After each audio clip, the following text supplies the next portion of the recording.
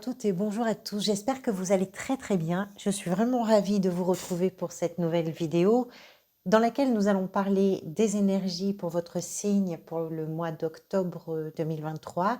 Alors évidemment, des énergies qui seront les vôtres si vous vous reconnaissez dans ce tirage et que ce que je vais dire ait du sens pour vous, évidemment. Merci en tout cas pour votre présence. J'espère que vous allez toutes et tous très bien. Alors, pour ce tirage, on va parler d'abord des arcanes majeurs. Vous en avez pas mal, hein.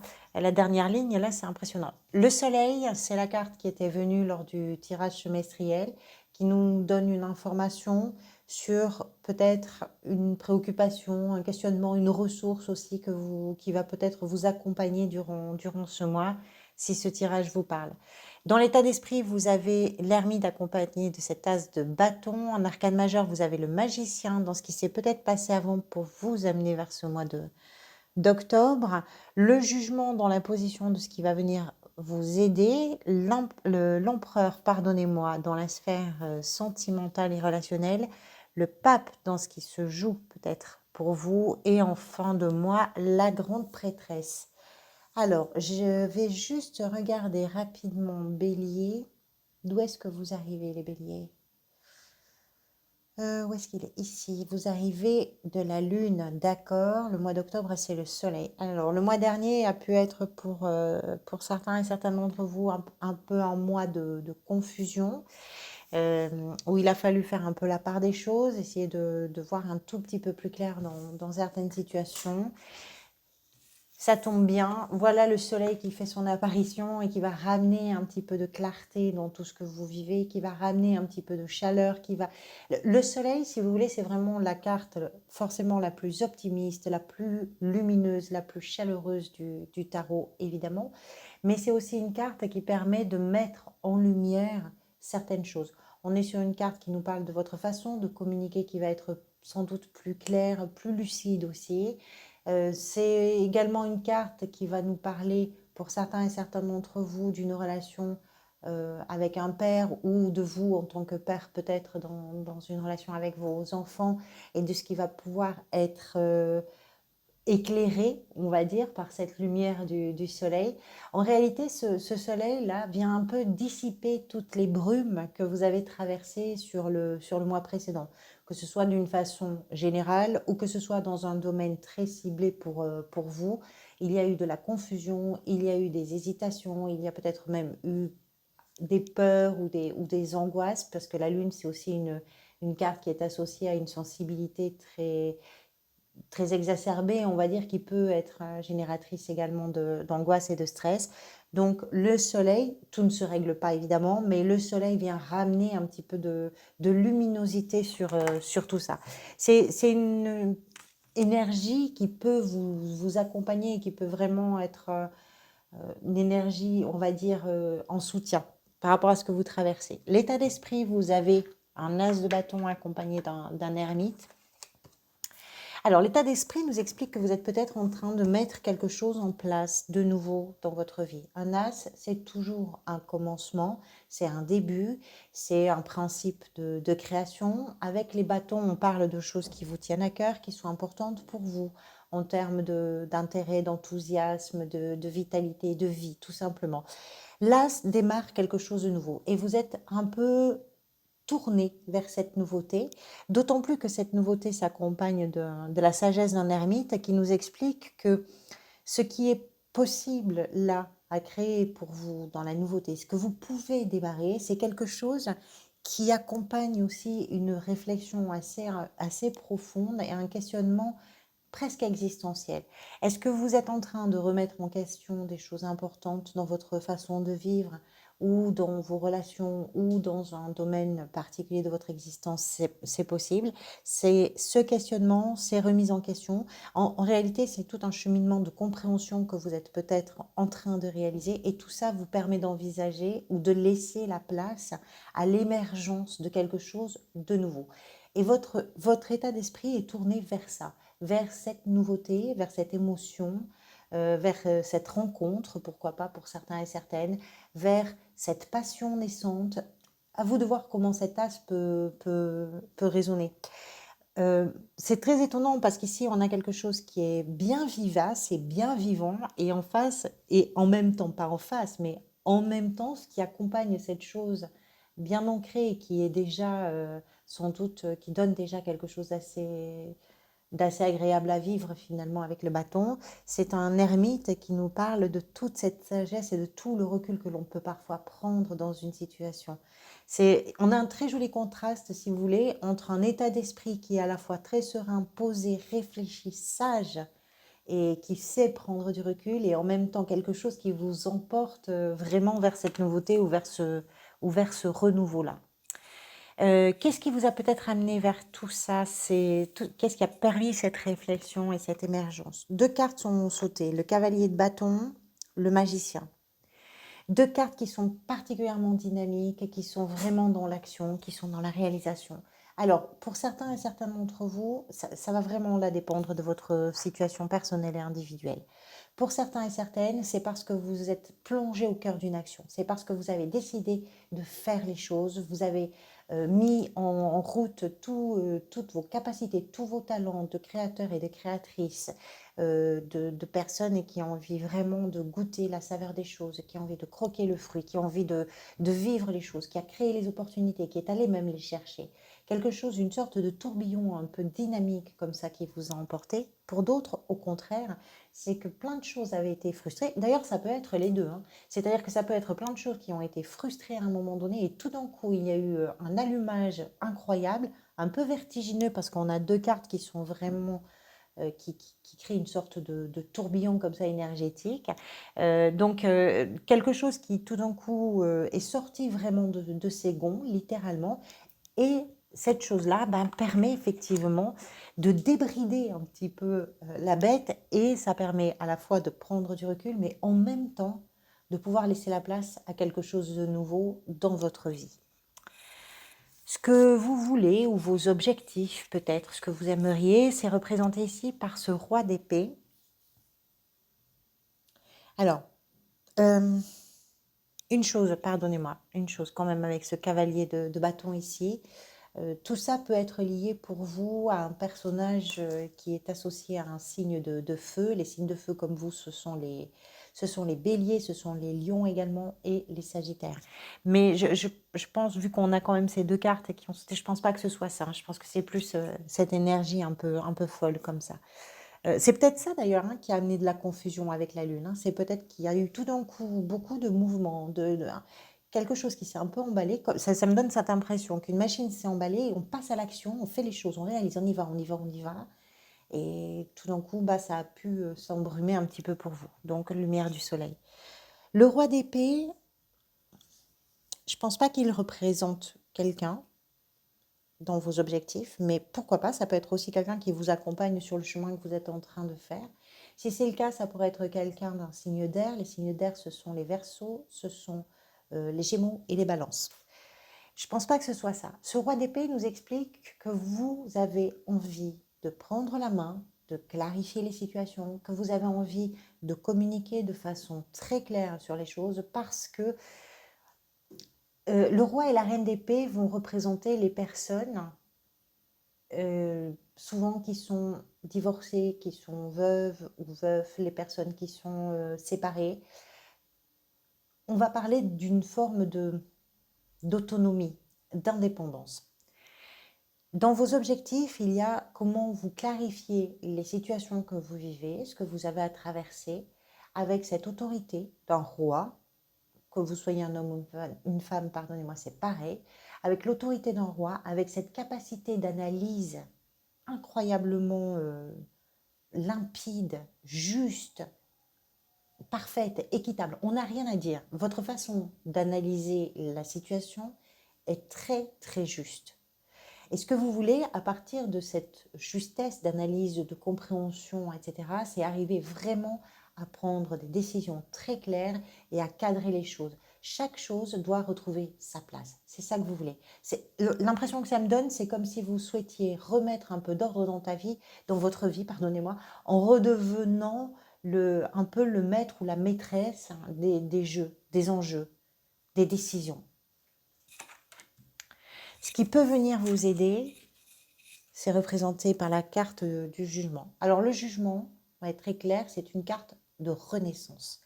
La renaissance, si elle apporte son lot de choses extrêmement bénéfiques parce que c'est renaître d'une période qui n'avait plus rien à vous offrir, c'est renaître d'une relation peut-être, c'est renaître dans une situation en particulier, alors oui, c'est revenir à soi, mais à soi, à l'essence de soi en réalité. C'est-à-dire que ce que vous avez maintenant à offrir au monde, c'est vous. Vous, dans votre sincérité, dans votre authenticité, dans votre originalité, vous vous assumez, il y a quelque chose comme ça. Mais les énergies qui sont associées à cette renaissance, à ce renouvellement, il y a de la nouveauté pour vous. Je ne sais pas comment ça se passe, mais avec un jugement, on comprend que la situation n'a pas forcément été simple. Une énergie de renaissance, de changement, de métamorphose, ce sont des énergies qu'il faut d'abord traverser avant de pouvoir en extraire le meilleur. Et effectivement, souvent le jugement arrive après une période soit difficile, soit douloureuse, soit compliquée, soit... Alors, ce n'est pas forcément le cas de tout le monde. Vous pouvez tout à fait être en train de vous débarrasser de votre ancien vous, parce que ce qui se présente à vous, ce que vous avez envie, vous, d'exprimer et d'expérimenter dans votre existence, c'est autrement. C'est sans le masque que vous avez porté, c'est sans les modes de fonctionnement dans lesquels vous étiez peut-être... cantonné, etc. C'est un nouveau vous, quelque part, qui apparaît sur ce mois d'octobre. Et donc, il y a des énergies comme ça de véritable renaissance. Mais c'est ça qui vient vous aider. C'est ce qui vient vous aider. C'est que vous êtes sur une période de transformation. Et je pense surtout que vous êtes en train de faire du vide. C'est le grand ménage, quelque part. C'est le grand ménage que vous êtes en train de réaliser. Et ça vous aide. Le défi pour vous est représenté par une 2 de coupe. Alors, la 2 de coupe, plusieurs choses. D'abord, ce défi peut être lié complètement à une relation, pourquoi pas amoureuse, pour certains et certaines d'entre vous. On voit ces deux personnages qui fonctionnent à l'unisson. C'est un peu la petite sœur, je dirais, de la carte des amoureux. Elle indique une dualité.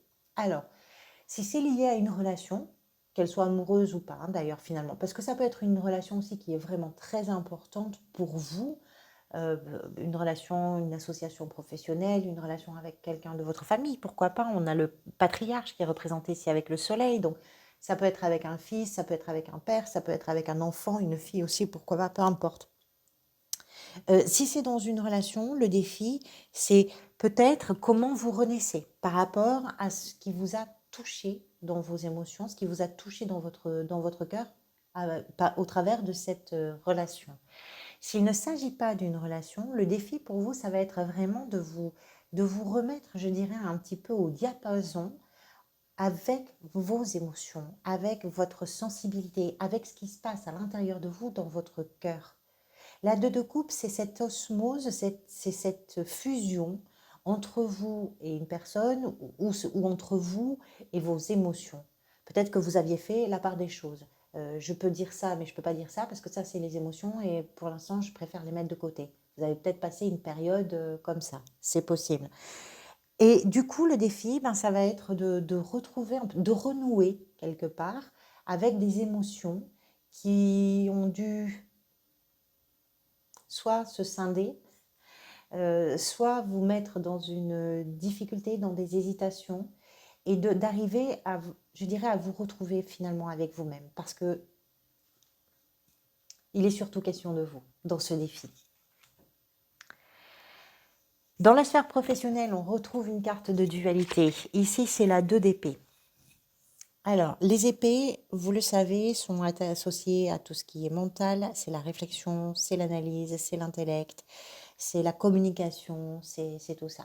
Cette 2, comme toutes les 2 dans le tarot, nous parle d'une dualité. On voit ce personnage qui a sans doute un choix à faire. Il y a 2 possibilités, il y a 2 options qui s'offrent à lui, mais il voit pas très clair dans ces 2 options parce qu'il a un chapeau qui est beaucoup trop grand, qui lui tombe sur les yeux. Il a les 2 oiseaux au-dessus qui sont en train de faire la causette et c'est un peu compliqué entre les 2 qui piaffent et puis la vue qui n'est pas on va dire optimale. C'est compliqué de faire un choix. Il est possible que dans votre gestion financière, que dans votre activité, dans votre recherche d'emploi, dans votre gestion de vos loisirs, de votre temps libre, vous soyez dans une perspective de dualité et qu'il y ait un choix à faire important. Ce choix, ça rejoint un peu votre défi d'ailleurs. Ce choix, si vous analysez bien les choses, vous allez vous rendre compte qu'une option ou une autre, finalement, les deux peuvent être aussi intéressantes ou les deux options peuvent présenter les mêmes avantages ou les mêmes défauts. Même si ce n'est pas tout à fait pareil, l'un dans l'autre, vous allez vous dire, entre le pour et le contre, je ne vais pas trop savoir comment choisir. Ce qui va vous permettre de choisir, c'est de vous écouter. Et ça relève presque du défi pour vous, puisque vous avez cette 2 de coupe ici. Et comme je vous disais, c'est de savoir s'écouter de l'intérieur. La réponse, si vous avez un choix à faire professionnel ou si vous avez un choix à faire par rapport à vos engagements financiers ou vos responsabilités dans la gestion de vos finances, si vous avez un choix à faire, vous avez la réponse à l'intérieur de vous. C'est bien d'analyser, c'est bien de s'écouter. C'est ce que vient vous raconter cette carte. Dans la sphère sentimentale, l'empereur. Alors l'empereur, on ne peut pas dire qu'il soit très doué de sentiments, hein. C'est au carré, ça avance, c'est un personnage qui est rigoureux, c'est un personnage qui prend les choses en main, qui fait, qui réalise, qui construit, qui organise, qui structure, voilà, on avance. Un empereur, il est là pour gouverner, il est là pour avancer. Pourquoi on le retrouve dans vos relations ou dans la sphère sentimentale? Peut-être parce que quelle que soit votre situation, que vous soyez célibataire, en couple, que vous soyez, peu importe, quelle que soit votre situation dans vos relations, là, on n'a pas le cœur, on va dire, aux émotions. Vous êtes en train de vous organiser, vous êtes en train de vous structurer, peut-être aussi à l'intérieur de vos relations. Alors, ça ne veut pas dire se séparer. Je pense que certains et certaines d'entre vous ont peut-être, si ce n'est pas une rupture, on a quand même un roi d'épée ici qui nous parle des personnes célibataires ou divorcées ou veuves ou veufs. Alors, je ne vois pas de gros chagrins, il y a quand même des changements importants pour vous. Je ne vois pas de gros chagrins, mais il y a quand même des choses qui bougent. Dans les relations, vous êtes en pleine restructuration ou structuration. Vous prenez les choses en main. Vous n'êtes pas abattu.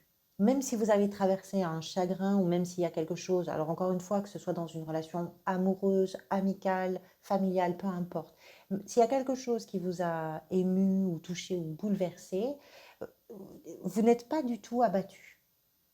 Vous êtes en train de réfléchir, de réfléchir de façon très stratégique comment vous construisez ce qui va vous permettre à vous de vous sentir en sécurité ou ce qui va vous permettre aussi de mettre en sécurité les gens avec lesquels vous vivez.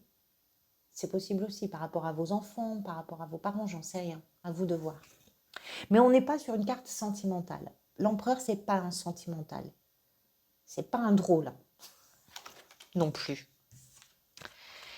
Qu'est-ce qui est en train de se jouer peut-être pour vous? C'est représenté par ce pape. Le pape a quelque chose d'un peu sacré. C'est comme si vous étiez en train peut-être d'accomplir un cheminement personnel un peu sacré. Je ne sais pas comment ça peut résonner pour vous. Le pape, c'est ce lien entre les dieux et les hommes. C'est ce personnage qui va être capable de confirmer, de valider les engagements, puisqu'il peut célébrer un mariage, par exemple. Là, on parle de ce qui est en train de se jouer pour vous. C'est un engagement que vous êtes en train de prendre, peut-être entre vous et vous-même d'ailleurs. C'est un engagement, c'est votre façon d'avoir foi aussi. C'est ça qui est en train de se jouer. Comment vous croyez en vous? Jusqu'où vous croyez en vous? Quel est ce chemin un peu sacré que vous êtes en train de réaliser?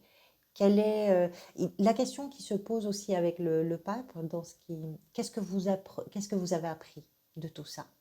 Si on vous demandait là, qu'est-ce que tu peux transmettre de ton expérience, qu'est-ce que vous diriez, vous? Il y a ces notions de transmission, de partage des connaissances, il y a ces notions d'engagement, de foi.